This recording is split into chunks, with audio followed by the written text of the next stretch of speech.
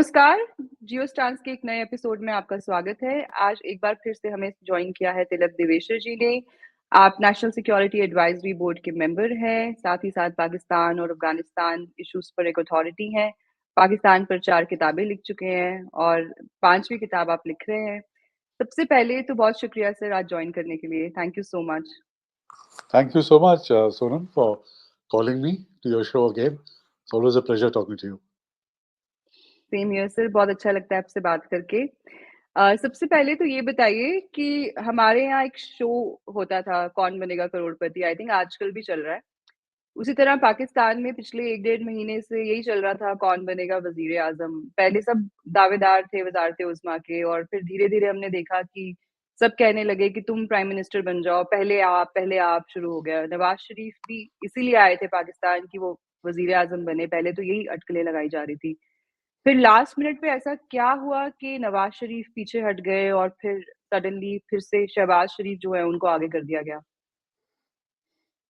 इसमें तो 2 चीज़ें हैं। एक तो जब लोगों को एक्चुअली पता चला कि कितना मुश्किल है पाकिस्तान का प्राइम मिनिस्टर बन के पॉलिसीज़ इम्प्लीमेंट करना, क्योंकि very tough conditions will have to be done. उससे इनकी पार्टीज़ की पॉपुलैरिटी है, उस पे बहुत धचका लगेगा अगर वो इम्प्रूव नहीं कर सके सिचुएशन। तो एक तो ये डर था, सब कहने लगे पहले आप, पहले आप। उन्होंने कहा कि नहीं पीटीआई को बदला लेना चाहिए और पीएमएलएन की जो नवाज़ शरीफ की पार्टी है, उसके अंदर से जो सीनियर लीडर्स थे, वो कहने लगे कि भई हमें नहीं करना चाहिए। हमें सिर्फ पंजाब की हुकूमत करनी चाहिए, बट फेडरल लेवल की हुकूमत नहीं करनी चाहिए। सो एक तो ये इश्यू था। और जो दूसरा था कि नवाज़ शरीफ आया था प्राइम मिनिस्टर बनने के लिए, जब शुरू-शुरू में आया, सब लोगों ने उन्हें यही कहा कि वज़ीर-ए-आज़म नवाज़ शरीफ, देखो, देखो कौन आया, दैट उनके जो स्लोगन्स थे। बट क्योंकि पीएमएलएन को अपनी क्लियर मेजॉरिटी नहीं मिली और उनको पता चला कि भई it has to be a coalition government. So Nawaz Sharif is not a good manager of coalitions. He finds it difficult to work with different parties. वो कहता है कि मैं ही हूँ जो हूँ. Shehbaz Sharif is a much better team player, who can work और बाकी लोगों को साथ लेकर चलने में वो काबिलियत शहबाज शरीफ की है। इसलिए फिर नवाज शरीफ ने सोचा मेरी बेटी बन जाती है चीफ मिनिस्टर ऑफ पंजाब, मैं सेंटर से स्टेप बैक कर जाता हूँ और शहबाज को दे दूंगा, तो वो सेंटर चलाएगा, मैं पंजाब को हेल्प करूंगा मरियम को चलाने के लिए।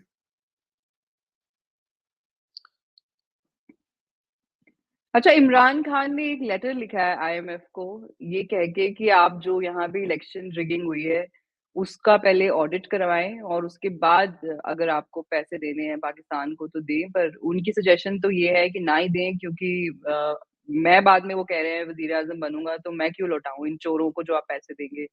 तो ये चीज़ बताएँ कि क्या आईएमएफ ऑपोज़िशन की बात सुनती है? दूसरी बात ये कि क्या आईएमएफ के पास ये इख्तियार होता है कि वो किसी भी मुल्क में जाके इलेक्शन रिगिंग का ऑडिट कर सकें? नहीं, नहीं, क्योंकि उनकी जो रिलेशनशिप है वो तो जो सरकार है, हुकूमत है, वक्त है ना, उसके साथ ही उनके डिस्कशन होंगे। बट ये एक चीज बहुत इंपॉर्टेंट दर्शाता है, मैंने ट्वीट भी किया था, इमरान खान देश के बारे में नहीं सोच रहा, वो सिर्फ अपने बारे में कि मैं किस तरह पावर में आ जाऊं, क्योंकि उसको मालूम है कि अगर आईएमएफ के साथ इनको लोन नहीं मिलता अगले 1-2 महीनों में, तो पाकिस्तान तीसरे महीने में डिफॉल्ट कर जाएगा और फिर तो हालात बहुत ही बिगड़ जाएंगे। He doesn't mind that. उसको मुल्क का फिक्र नहीं है, उसको अपनी फिक्र है कि किसी ना किसी तरह से इस सरकार को मैं जमीन पे लेकर आऊं, केओस हो और फिर मुझे बुलाया जाए एज सेवियर ऑफ पाकिस्तान और मैं सफेद घोड़े पे राइड करता हुआ आऊं कि I am the sorry my cough persists, so I come as saviour of Pakistan. तो इसके बारे में मैंने ट्वीट भी किया था कि कल कि इट्स रियली शॉकिंग कि कोई अपने मुल्क के खिलाफ, it is not a question of PTI और पीएमएलएन और PPP, it is a question of Pakistan survival. अगर आप डिफॉल्ट नहीं करना चाहें, आपको आईएमएफ से लोन लेना ही लेना है, कोई ऑल्टरनेटिव नहीं है। क्योंकि बाकी जो आपके दो सो कॉल्ड फ्रेंडली कंट्रीज हैं, चाइना है, सऊदी है, यूएई, कहते हैं पहले आप आईएमएफ से अपना तो डील तो करो ना, so we know that you are under some financial discipline. तो उसको टारगेट करना बहुत ही बड़ी ना बेवकूफ़ी है और एक दिखाता है उसका माइंडसेट क्या है। पर इससे इमरान खान की खुद की जो मुश्किलें हैं, वो भी तो बढ़ सकती हैं क्योंकि अगर वो ऑलरेडी ये अटकलें लगाई जा रही हैं कि अगर वो मुल्क के मफ़ाद को ओवरऑल हर्ट करने की कोशिश करेंगे, तो अगर उनके थोड़े बहुत चांसेस बनेंगे भी बाहर आने के क्योंकि कल मेरे ख़्याल से एक कोर्ट हियरिंग है, वो जो इद्दत वाला केस है उसके ऊपर, तो इट्स नॉट श्योर कि वो निकल सकते हैं बाहर बट कह रहे हैं कि उसमें अगर उनको रिलीफ़ मिलेगा, तो बहुत हद तक उनके लिए जो रास्ता है, वो थोड़ा-सा साफ़ हो जाएगा। तो ये इमरान खान ये नहीं सोच रहे कि उनके लिए मुश्किलें जो हैं वो और बढ़ेंगी अगर ऐसी हरकतें करेंगे? नहीं मगर वो लॉन्ग टर्म तो सोचता ही नहीं है ना। उसका जो बिल्डअप है, ही डज़न्ट थिंक लॉन्ग टर्म। जो लोग उसको एडवाइस करते हैं, वो भी लॉन्ग टर्म के लिए नहीं सोचते। इमीडिएट ऑब्जेक्टिव क्या है? इमीडिएट ऑब्जेक्टिव है कि पीटीआई की हुकूमत बननी चाहिए। एक बारी पीटीआई की हुकूमत बन गई, तो all the cases against him will be withdrawn. उसके बाद वो सोच ही नहीं रहा कि इकोनॉमी का क्या हाल होगा।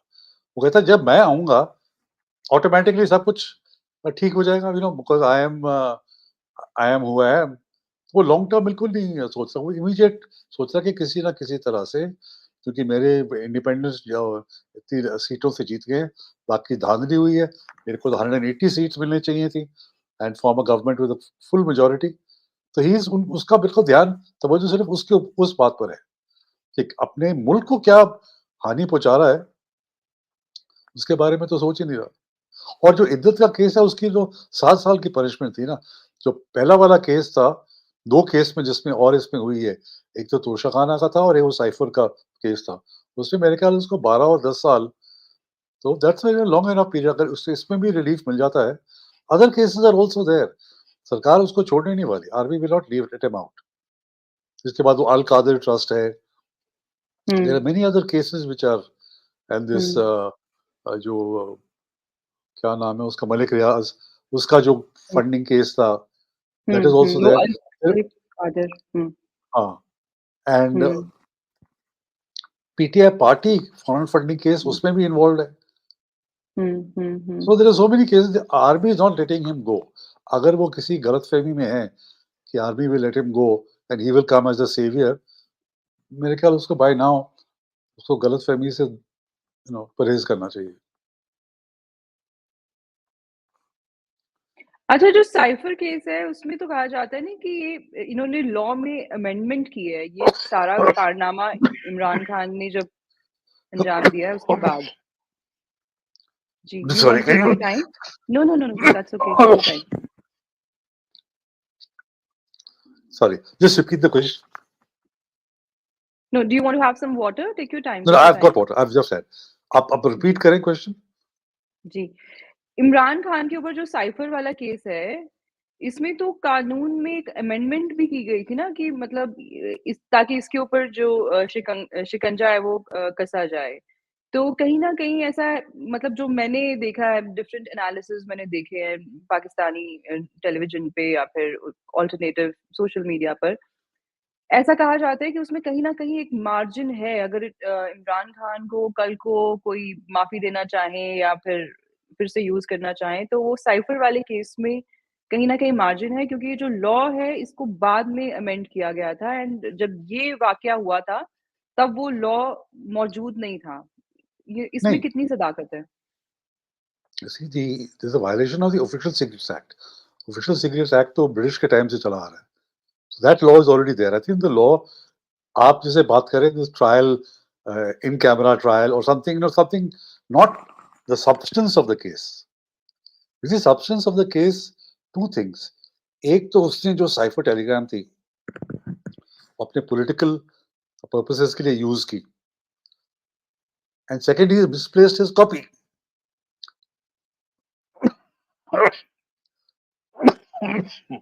सॉरी, उसकी जो कॉपी थी वो गायब हो गई।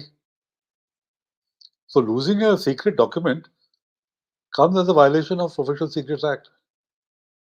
So it's a pretty close watertight case. हाँ, बट जिस दिन इसको छोड़ना पड़ेगा, वो they will find some loophole in कि नहीं इसकी इसकी ज़िम्मेदारी नहीं है और समथिंग लाइक जैसे नवाज़ शरीफ को किया था। They can always do that, तो अभी नहीं होगा। हुँ, हुँ। बिल्कुल ठीक आपने कहा, नवाज़ शरीफ को भी डिस्क्वालीफाई कर दिया था, वो डिस्क्वालिफिकेशन भी खत्म हो गई। बहुत सारे केसेज़ में भी एक्विटल हो गए, तो जुडिशरी तो पाकिस्तान में वैसे ही हैंड इन ग्लव रहती है। इनफैक्ट अभी तो ऐसा कहा जा रहा है कि इस सारा जो इलेक्शंस में भी जो झोल हुआ है, अदलिया जो है वो कंप्लीटली उसमें जो है वो मुलव्विस है। What do you have to say about that? I don't think so मुलव्विस है। I think see people have to file cases. वो कहते हैं ना इलेक्शन ट्रिब्यूनल्स होते हैं, हर एक कॉन्स्टिट्यूएंसी में पीपल कैन फाइल केसेस कि इस तरह से धांधली हुई है। सो मुझे नहीं लगता judiciary was complicit in this at least. हाँ, we will make out when the cases are heard और उस समय किस क्या डिसीजन देते हैं, उससे पता चलेगा। बट इलेक्शन पर से तो पूरा ही वो जो रिगिंग हुई है, that was done by the administration, by the army. उसी इसमें एक very simple thing which as per the election act, supposing election आज हुई है, तो कल सुबह 2 बजे तक, 2 AM तक आपने जो कॉन्स्टिट्यूएंसी बूथ्स होते हैं, उनको प्रिजाइडिंग ऑफिसर जो डिस्ट्रिक्ट का है, उसके पास नतीजे भेजने पड़ते हैं। अगर नतीजे तैयार नहीं हुए, तो provisional results have to be sent. किसी ने नहीं भेजा। अच्छा, नेक्स्ट इज़ अगर आप 2 बजे तक नहीं भेज सकते, तो अगले सुबह 10 बजे तक तो आपने भेजना ही भेजना है। और अगर वो टेलीफ़ोन काम नहीं कर रहा या इंटरनेट काम नहीं कर रहा, तो फिज़िकली जो आरओ है, हर एक बूथ का, उसको फिज़िकली जाके presiding officers of the constituency, उससे जाके रिजल्ट देने पड़ते हैं। वो भी नहीं हुआ। तो उस टाइम में जो पीपल कहते हैं ना form 45 and form 47, form 45 is booth wise results compilation and 47 is सारे बूथ से जब आ गए उसकी फाइनल रिजल्ट्स अनाउंस करना। तो लोग कहते हैं कि जो फॉर्म 45 को अगर हम ऐड करें और जो फाइनल रिजल्ट डिक्लेयर किया गया उसमें धांधली हुई है। अब कहाँ तक इसमें सकागत, how far it's true, I don't know. But ये सब केसेस चैलेंज होके जुडिशरी पे जाएंगे, उस टाइम जुडिशरी फिर फैसला करेगी। बट टू स्टार्ट विद, मुझे नहीं लगता था judiciary was involved in the rigging.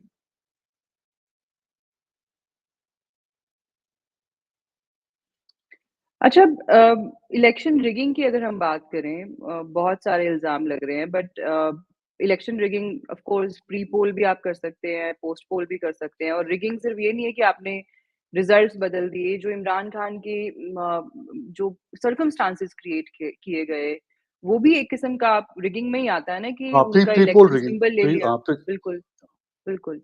वो उनसे उनका सिंबल ले लिया, सब कुछ ले लिया। बावजूद इसके इमरान खान के जो इंडिपेंडेंट्स भी थे, मतलब इतनी कन्फ्यूजन के बावजूद दे इमर्ज्ड एज़ विनर्स। कहाँ पे आप समझते हैं कि लैप्स हुआ है? लोगों की जो एनालिसिस थी इवन भारत में भी, पाकिस्तान में भी, जो स्पेशली जो ओल्ड स्कूलर्स थे वो कह रहे थे कि नहीं पाकिस्तान की आर्मी तो मतलब ऐसा इंस्टीट्यूशन है कि अब अगर उनके ऊपर आँच आ जाएगी, जैसे जो 9 मई को हुआ, तो अब इमरान खान जो है वो बड़ा अनपॉपुलर हो गया है, तो इतनी रिगिंग करने की भी ज़रूरत नहीं होगी, he is just very unpopular क्योंकि उसने फ़ौज के इदारों पर अटैक करवाए हैं। पर जब हमने देखा रिज़ल्ट्स आए, despite all the rigging, pre poll rigging, post poll rigging, उसके बाद कुछ लोगों की तो किडनैपिंग्स भी हुई हैं। इमरान खान के फ़ेवर में एक मैंडेट आया, तो कहाँ आप समझते हैं कि कोलैप्स हुआ पॉलिटिकल एनालिस्ट्स की तरफ से भी?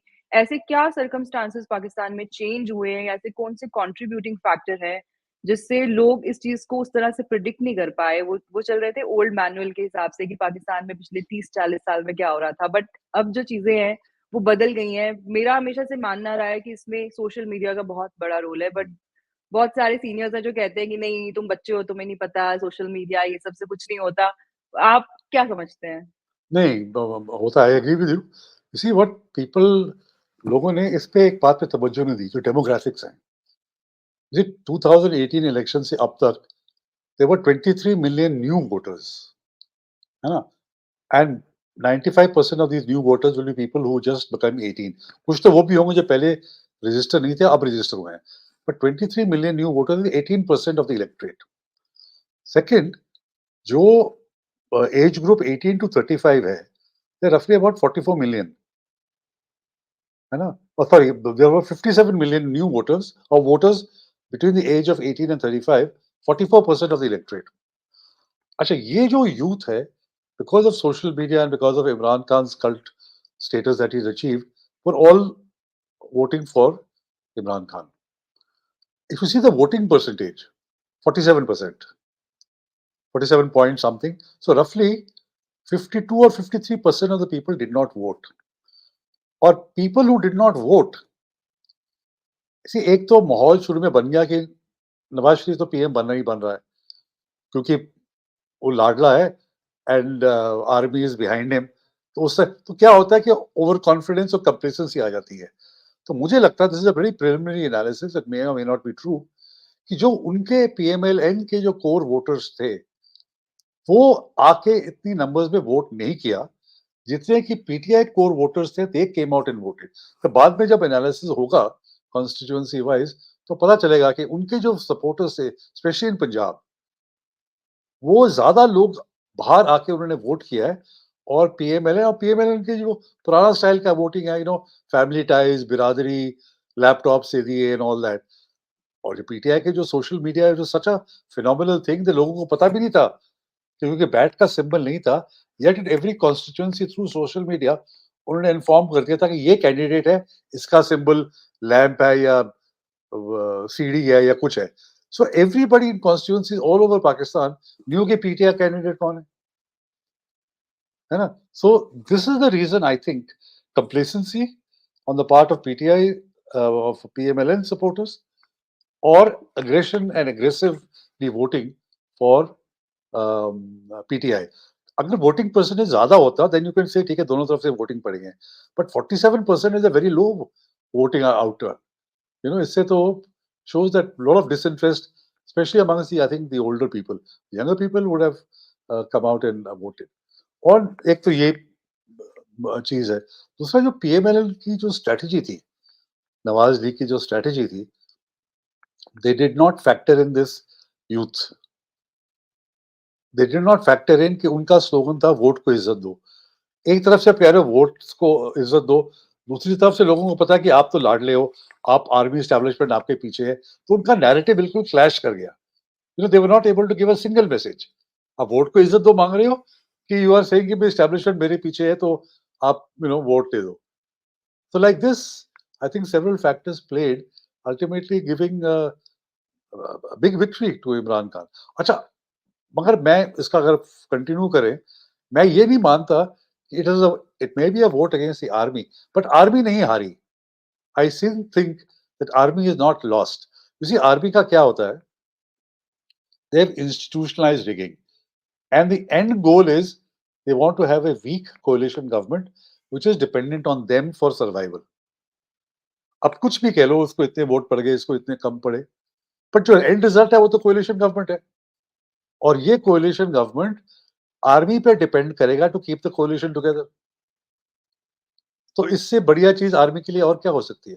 हाँ, जहां आर्मी अनसक्सेसफुल रही कि they wanted to finish Imran Khan politically vote के जरिए, वो नहीं कर पाए because of this huge success of the PTI voters to come and vote in large numbers.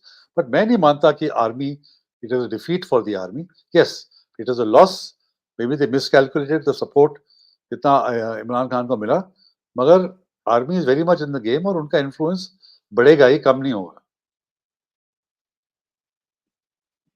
Immediate challenges क्या होंगे ये गवर्नमेंट बनने के बाद, और आपको क्या लगता है कितनी देर चला पाएंगे ये गाड़ी मिलजुल के? क्योंकि बिलावल भुट्टो को अगर आप देखें तो वो तो इतनी उनमें एक किस्म की एरोगेंस आ गई है कि मैं लास्ट, आपने वो देखा वो प्रेस कॉन्फ्रेंस जब इन्होंने डिसाइड कर लिया कि वो शहबाज रात शरीफ को को ही 12 बजे जो बनाना है हुई थी। हाँ, हाँ। मतलब the body language that Bilawal Bhutto had, he was coming from a position of power, कि ऐसा भी तुमने क्या ही उखाड़ लिया है, अगर तुम फॉरेन मिनिस्टर भी बने हो पहले, तो ऐसा तो नहीं है कि कोई तुम चुन के आए हो कहीं से।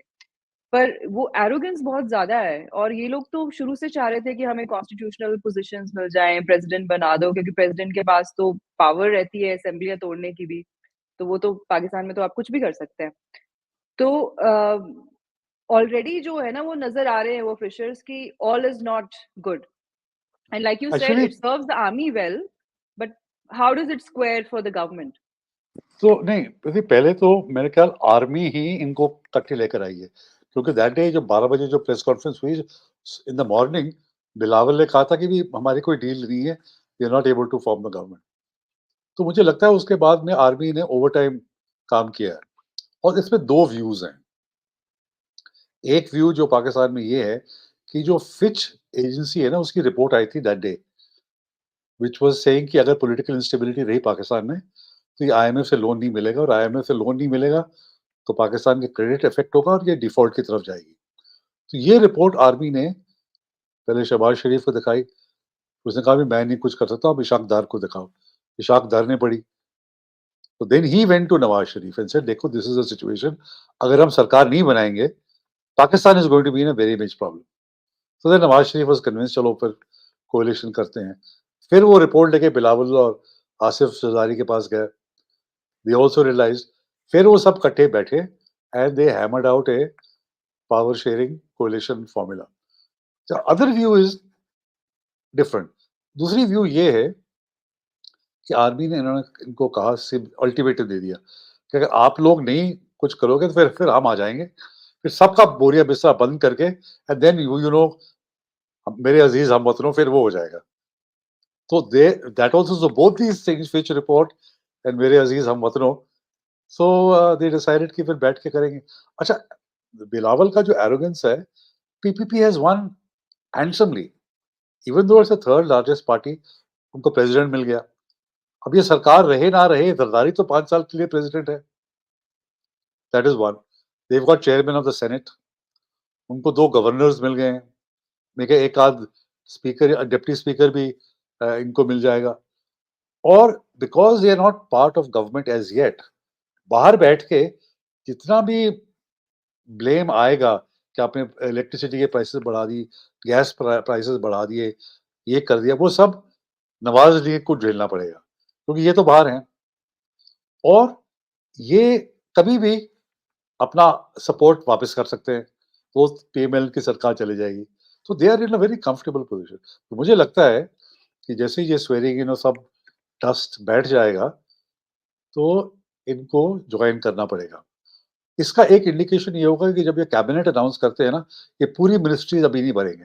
Shahbaz Sharif will keep the ministries for the PPP open, क्योंकि जब ये आएंगे उनके लिए भी, तो उससे एक इंडिकेशन मिल जाएगी कि अगर पीपीपी कैबिनेट को ज्वाइन करने लगी या नहीं करने लगी। शुरू शुरू में तो कह रही कि हम नहीं ज्वाइन करेंगे, पर मुझे लगता है आर्मी कहेगी भी बेटा आप बाहर नहीं बैठ सकते, you have to be part and share the blame and share the good wishes that come. मुझे तो ऐसा लग रहा है कि ये इनको बनना ही पड़ेगा काबीना का हिस्सा, और हो सकता है कि जो फॉरेन मिनिस्ट्री है वो बिलावल ले लें, क्योंकि एक तो उस मिनिस्ट्री का ये फायदा है कि आपको बस बैठ के गालियां देनी है दुनिया भर को, भारत पे ब्लेम डालना है और कहना है कि अमेरिका ने हमारे साथ ये किया, हम गए, हमने उनको आंखें दिखाई। तो ये एक ऐसी फॉरेन मिनिस्ट्री एक ऐसी मिनिस्ट्री होती है पाकिस्तान में कि अगर आप एक हार्ड लाइन स्टांस ले लेते हैं ना इंडिया के खिलाफ, या फिर इजराइल के बारे में 4-5 स्टेटमेंट्स दे दी, अमेरिका के बारे में दे दी, तो सारी जो आइडियोलॉजीज के लोग होते हैं वो आपको पसंद करते हैं। इनफैक्ट जब बिलावल ने प्राइम मिनिस्टर मोदी को पर्सनली अटैक किया था, तो मैं देख रही थी कि पीटीआई के सपोर्टर्स शेयर कर रहे थे उस क्लिप को इतना वाइडली कि we are proud of Bilawal.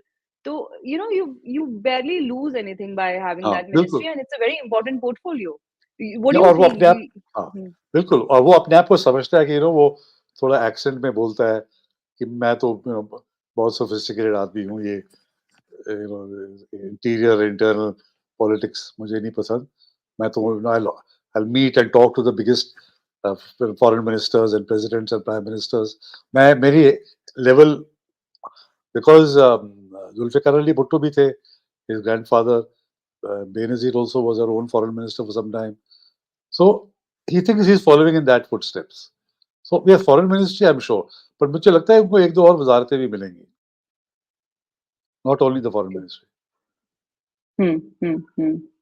अच्छा, अब चलेंगे हम केपी के चलते हैं, उसके बारे में बात करते हैं। पर क्योंकि आपने मेंशन किया बेनज़ीर भुट्टो, ज़ुल्फ़िकार अली भुट्टो, तो एक दिन हम मैं चाहूँगी कि एक ऐसा भी शो करें जिसमें हम बात करें जो बेनज़ीर के भाई थे, they formed a whole militant group, right? To avenge Al Murtaza, a Al हाँ, हाँ, अल अल जुल्फ़िकार, हाँ। ज़ुल्फ़िकार।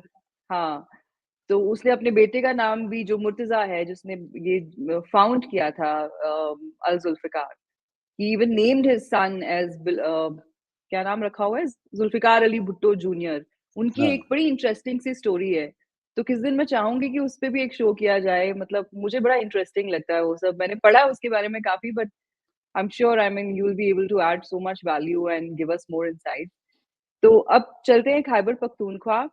अच्छा, ये मेरी अंडरस्टैंडिंग है, आप मुझे करेक्ट करिएगा अगर आपको लगता है कि मैं गलत बोल रही हूँ। पीटीआई वाज़ अ पार्टी इन खैबर पख्तूनख्वा जो प्रो आर्मी भी थी, प्रो स्टेट भी थी, at the same time pro Taliban भी थी। उनको तालिबान ने भी कोई ऐसे आड़े हाथों नहीं लिया, क्योंकि इमरान खान को तो नाम ही था Taliban Khan. He always spoke about having dialogue with these insurgents, he never spoke about, dealing with them with an iron fist. तो अब क्योंकि इमरान खान जो है वो जेल में है, तो जो खैबर पख्तूनख्वा में एक एथनिक एंगल भी आ गया इस चीज़ को लेकर कि अ, एक पठान को देखो कैसे इन्होंने रोंद के रख दिया और उसको जेल में फेंक दिया। एंड इमरान खान की एक मकबूलियत तो है ही, नो डाउट अबाउट इट, अभी तक तो सबको पता है। तो मुझे ऐसा लग रहा है कि आने वाले वक़्तों में, हालाँकि पीटीआई का वहाँ पे अच्छा मैंडेट आया है, अब जब ये गवर्नमेंट बना लेंगे, तो अभी तक जो टीटीपी के लोग हैं, ये वहाँ की फ़ौज को नहीं ज़्यादा अटैक कर रहे थे, ये पुलिस को टारगेट कर रहे थे।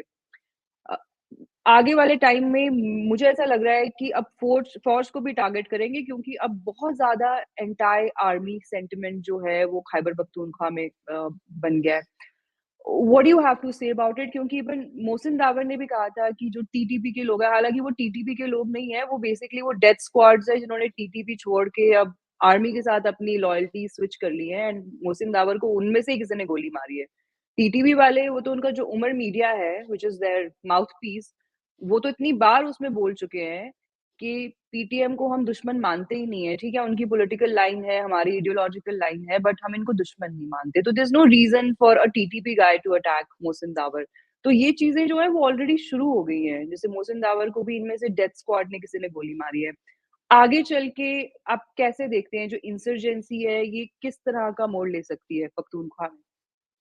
नहीं, it's a serious matter because जो चीफ मिनिस्टर नॉमिनेट किया है ना इमरान खान ने, that Amin Ali Gandapur, he is a very aggressive and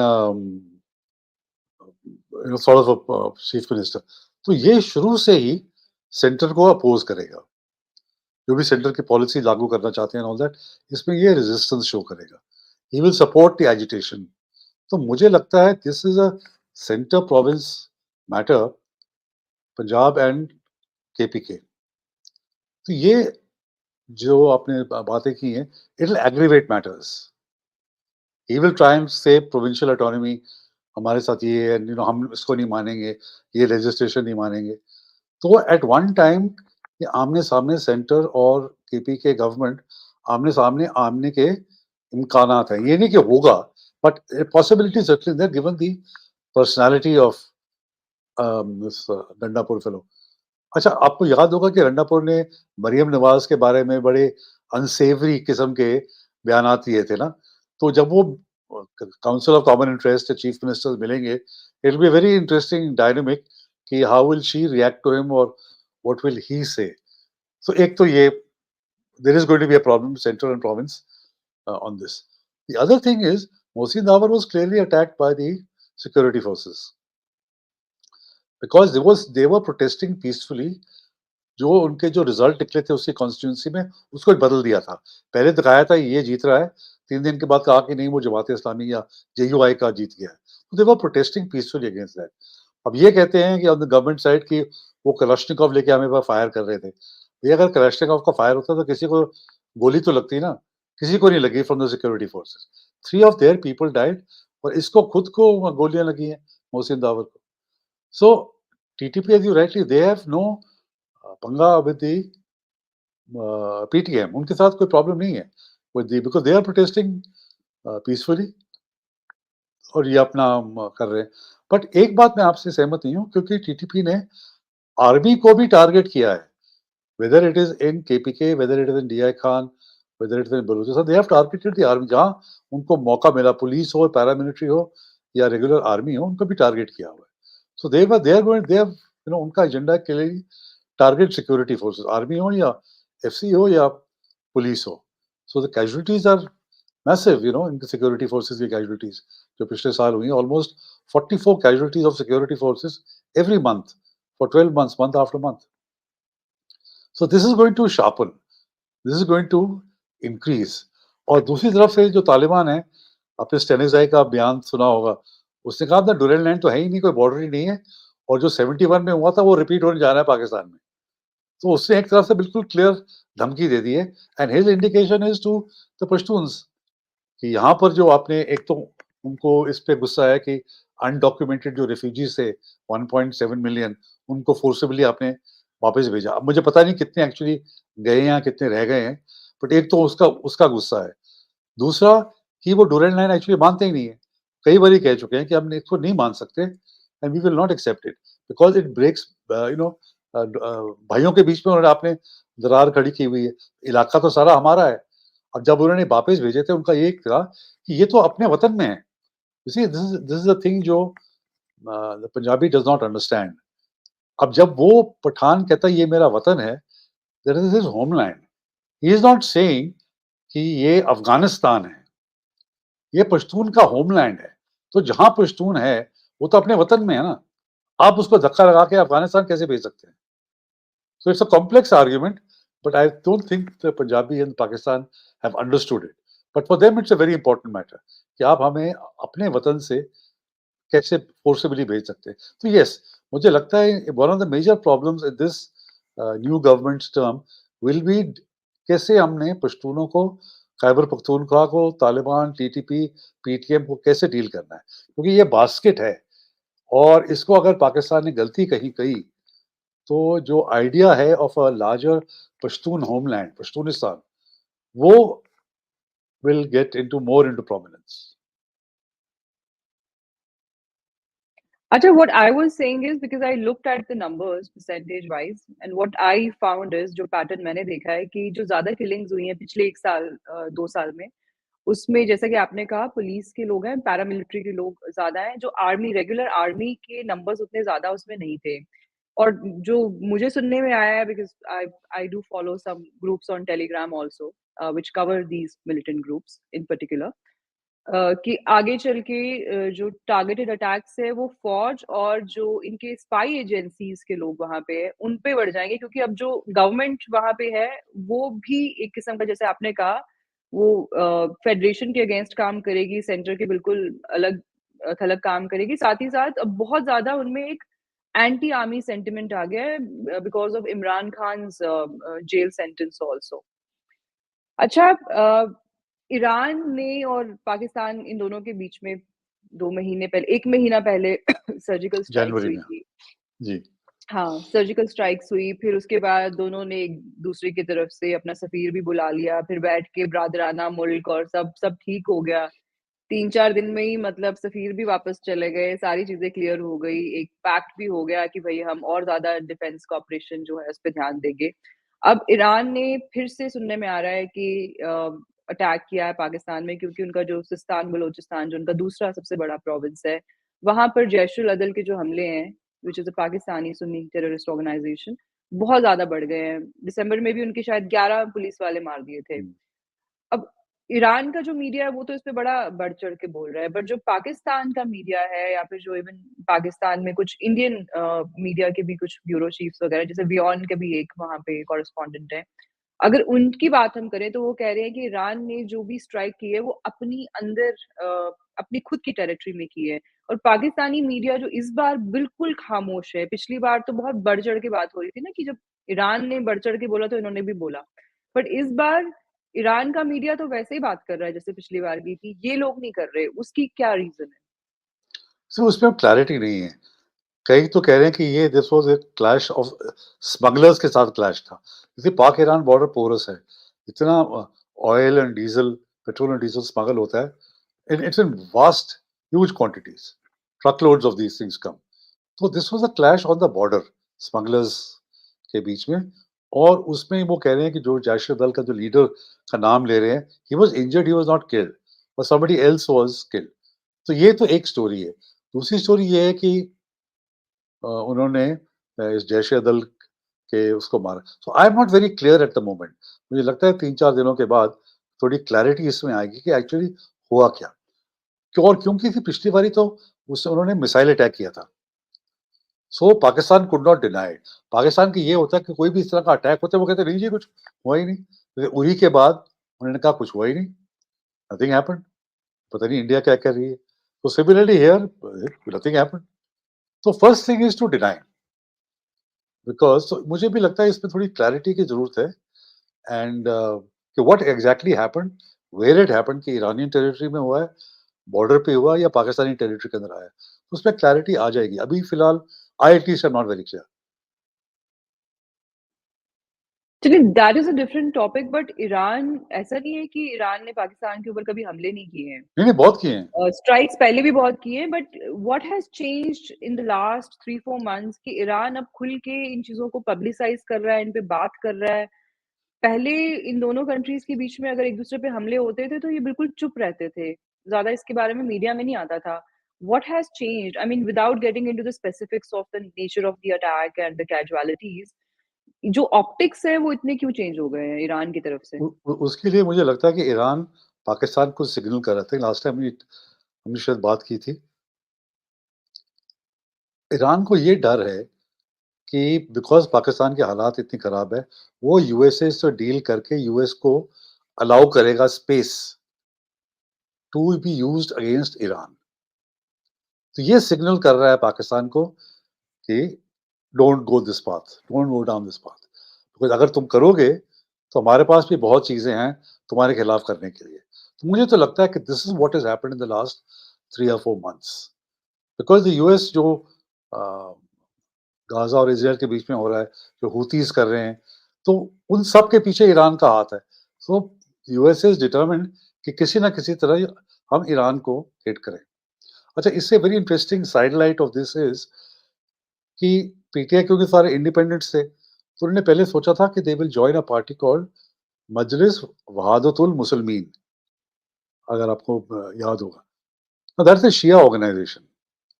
So as soon as they heard this, both the Saudis and the US told Pakistan and told the PTI कि what are you doing? इनके तो रिश्ते Iran के साथ हैं, and if you do this, it we consider it a very hostile act. So immediately PTI backed out, and then they joined this in the Sunni Ittihad Council. So that's a slight offshoot कि Iran and Pakistan, and the US and Saudi कितना complex इनका relationship है। तो मुझे लगता है कि this was a signal by Iran and Iran is going to keep doing this signalling to Pakistan कि बेटा तुम सही ट्रैक पे रहो, don't become the cat's paw for the US. अच्छा अब चलते हैं मेरा जो आखिरी सवाल है आपके लिए उसकी तरफ।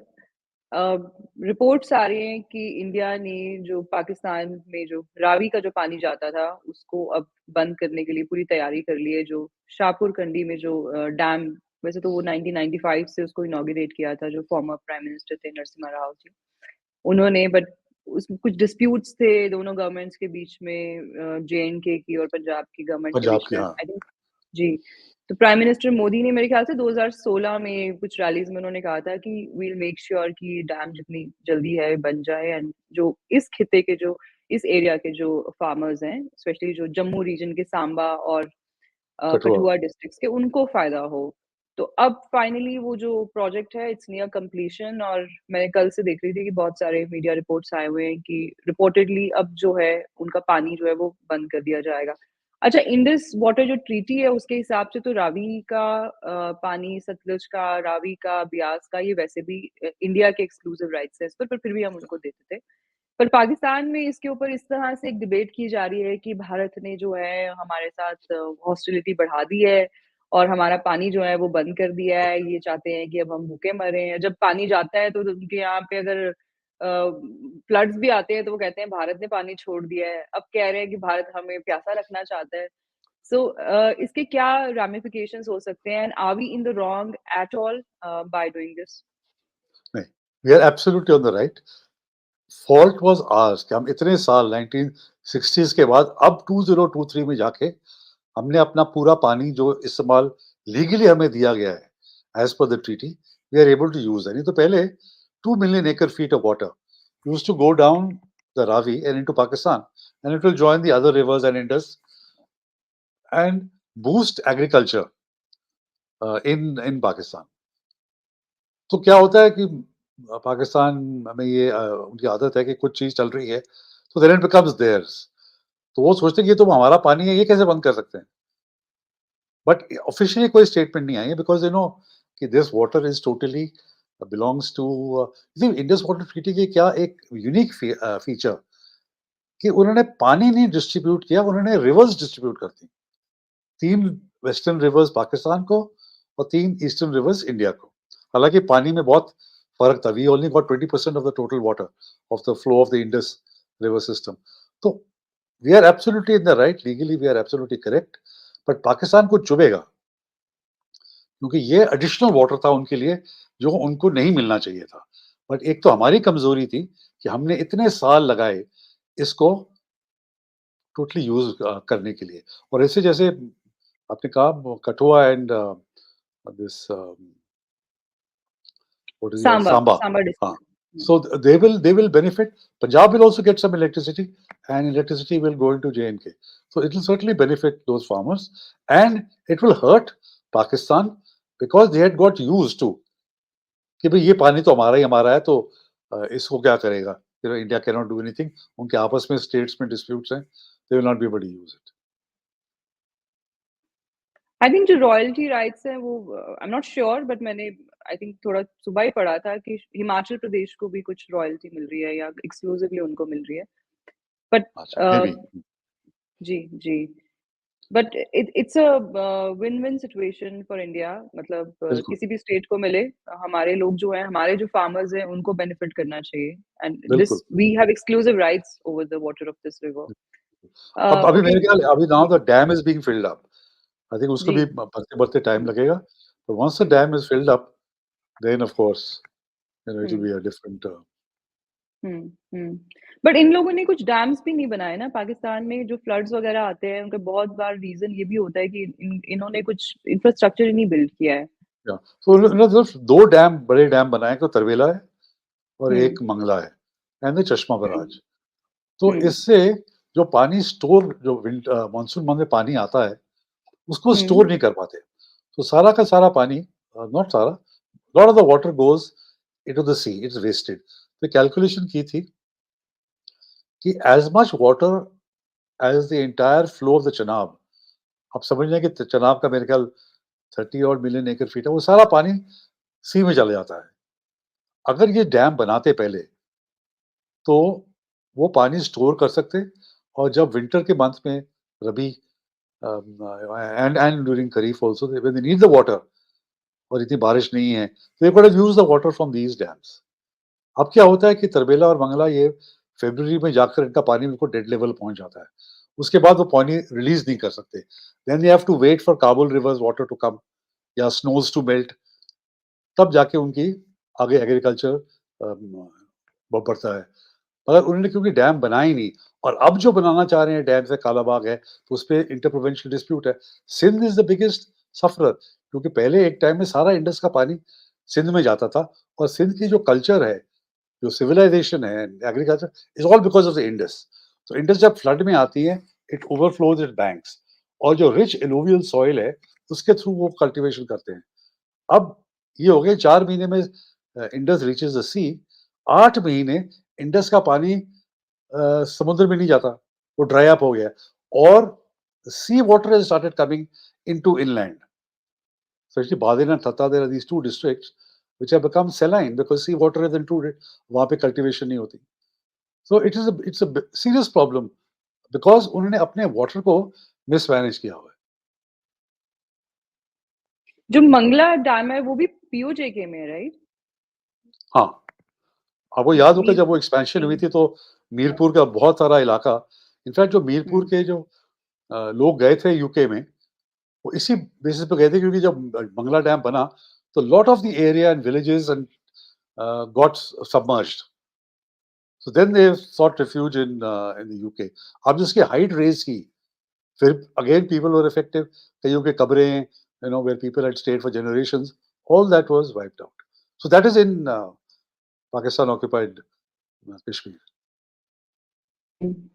I call it divine justice, क्योंकि वो लोग हैं जिन्होंने पाकिस्तान से आए हुए जो कबायली हैं उनके साथ मिलके वहाँ के जो अवामी जो लोग थे उनका जेनोसाइड किया। हम उन अफेक्टीज में से हैं। हम, क्योंकि हम उन्हीं इलाकों से आते हैं। आई एम लाइक हाफ पहाड़ी हाफ डोगरा। तो जो हमारी आधी रिश्तेदारी जो है वो मीरपुर में थी। और जिस अच्छा, तरह का कत्लो गारत वहाँ पे हुआ था, मतलब काफ़ी सारे लोग हैं जो मेरी जो छोटी बुआ हैं, उनकी जो सास हैं, वो her entire family was butchered. तो वो मरते-मरते वो उनका इतना बहुत बुरा हाल हुआ, 2 साल पहले उनकी डेथ हुई, तो वो बहुत याद करने लग गई सडनली ना, वो बहुत डरने लग गई। It all like came back to haunt her. तो समटाइम्स आई नहीं, और फील इट्स लोगों की जो आल्सो। बददुआएँ लगी हैं ना, जो लोगों की बददुआएँ लगी हैं, हुँ, बिकॉज़ ऑफ व्हाट द कबायलीज़ डिड इन 47, कभी ना कभी तो हुँ, उसका असर आना ही था। हुँ, हुँ, हुँ। जो अहमदियाज़ हैं, अब जो पीओजेके में उनको नहीं डिक्लेयर किया गया था पहले, ये तो पाकिस्तान में मेनस्ट्रीम पाकिस्तान में हुआ था। पीओजेके में तो आई थिंक 2019 में इन्होंने लॉ पास किया है कि अहमदियाज़ जो हैं, they are not Muslims anymore. तो अब उनके साथ भी बहुत वहाँ पे ज़्यादतियाँ अब होनी शुरू हो गई हैं। जो पुरानी उनकी मसाजिद बनी हुई हैं, वो तोड़ रहे हैं वहाँ वो पे तोड़ रहे कि हैं। तुमने। हुँ। हाँ, नई हाँ। जगह तो उन्होंने जो तो कब्रें बनी हुई हैं, कब्रों को खोद रहे हैं। बिल्कुल, बिल्कुल। ये वो लोग हैं जिन्होंने nothing against Ahmadiyyas living in India, they are very much citizens of India as you and me. पर ये वो लोग हैं जिन्होंने पंजाब के रास्ते खोले थे मुस्लिम लीग के लिए। और पाकिस्तान बनने के 3 डेकेड्स के अंदर-अंदर इनको वहाँ पे काफ़िर उन्होंने डिक्लेयर कर दिया। तो कभी-कभी मुझे ये भी लगता है कि ये डिवाइन जस्टिस भी होता है, जब आप लोगों की खून की होली खेल के जाते हैं अपने अपनी ज़िंदगी आबाद करने के लिए, तो फिर आप ज़्यादा देर तक आबाद नहीं रह सकते। And Pakistan is a cursed land that way. हुँ, शायद बिल्कुल। इसीलिए उनको इतनी मुश्किलात जो आ रही हैं हर चीज़ में। जी। आई सही। Am done Tilak ji. कोई ऐसी बात जो आप कहना चाहें, ऐड करना चाहें? नहीं, I think it's been a comprehensive debate, सब कुछ कवर हो गया, खास तौर पे इलेक्शंस के बारे में और आगे क्या आने वाला है।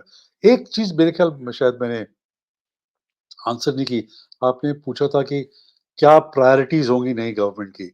तो मेरे ख्याल जो immediately the day they step into office, अगले दिन से उनको मईशत पे तवज्जो देनी पड़ेगी और खास तौर पे आईएमएफ के साथ negotiations. So they will have to start negotiating with the IMF very very quickly, क्योंकि इनका जो लास्ट स्टैंड बाय एग्रीमेंट था वो मार्च में खत्म हो जाता है। उसके बाद पाकिस्तान को एक नई एग्रीमेंट की तरफ जाना पड़ेगा, नहीं तो क्रेडिट रिस्क हो जाएगा, they will risk getting being becoming default, you know, so they'll go towards default. So this will be the first and most important priority कि मईशत पे तवज्जो रखे और कौन फॉरेन मिनिस्टर बनेगा, that will be very crucial. अगर जो पहले के जो फाइनेंस मिनिस्टर थे मिस्टर इशाक डार, अगर वो आ जाते हैं फिर तो you know it's going to be big problematic. कितने लोगों ने लिखा है ओपनली कि डोंट वो make way this into the, finance minister बनते हैं? हाँ हाँ, अगर वो फाइनेंस में फिर से बन जाते हैं। पहले थे ना हाँ, केयरटेकर गवर्नमेंट में, तो पहले तो मिर्जा पीएमएनएम के तो इस्माइल वो थे। ख़ास हैं बड़े, बड़े वो हाँ हाँ, ख़ास। बहुत खास है। वो रिश्तेदारी है ना नवाज शरीफ के साथ। So if he becomes, see actually he's not an economist, he's a chartered accountant. उसको आपने इकोनॉमी दे दी है तो वो उनका एक ही फॉर्मूला है कि डॉलर का रेट बढ़ना नहीं चाहिए। अच्छा, डॉलर का रेट बढ़ने के लिए आपको अपने डॉलर्स मार्केट में रिलीज़ करने पड़ते हैं। है ही नहीं डॉलर्स पाकिस्तान के पास, क्या रिलीज़ करेंगे? So they have to get a more balanced man. So एक तो this will be a very crucial thing to watch कि कौन फाइनेंस मिनिस्टर बनता है, and they will have to open negotiations with IMF almost straight away. तो ये मेरे ख्याल प्रायोरिटी गवर्नमेंट की होगी। So I think we are done for today. So I'll conclude this particular video here, and I thank you once again। हाथ जोड़ के शुक्रिया कर रही हूँ आपका, क्योंकि आप ना सिर्फ बहुत जानते हैं चीज़ों के बारे में, आप एक बेहतरीन इंसान भी हैं। जब भी सपोर्ट की ज़रूरत पड़ी आपने हमेशा की, जब भी कुछ पूछना होता है आपसे बेझिझक पूछ लेती हूँ, आप बताते हैं। ट्रस्ट मी, हर सीनियर ऐसे नहीं करता है। अच्छा, So special thanks to you once नहीं, again not at for all. joining us in this thank you so much, channel। Any time, any way I can help.